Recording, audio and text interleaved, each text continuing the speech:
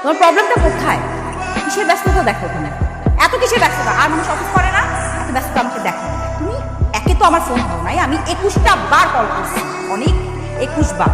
তুমি call back পর্যন্ত করো নাই। এটার এক্সপ্লেনেশন না দিয়ে তুমি কোথাও যেতে পারবা না। তোমাকে বলতে হবে যে কেন ফোনটা ধরো নাই। Am I joke to you? আমার অফিসে আজকে বসের সাথে ঝামেলা হয়েছে, তো আমি তোমার সাথে একটু পরে কথা বলবো। পরে আমি শুনবো না তো, তুমি আমাকে এখনই কারণটা বলো। কি শুনবো তুমি এখন বলো আমাকে?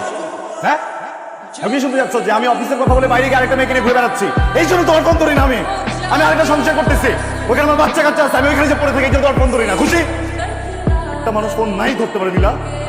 কি করো ফ্যামিলির জন্য তুমি?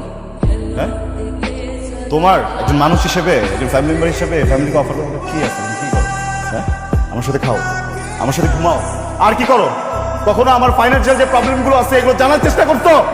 আমার মেন্টাল যে প্রবলেমগুলো আছে সলভ করার চেষ্টা করতো? আমার বাসা জানিস কখনো?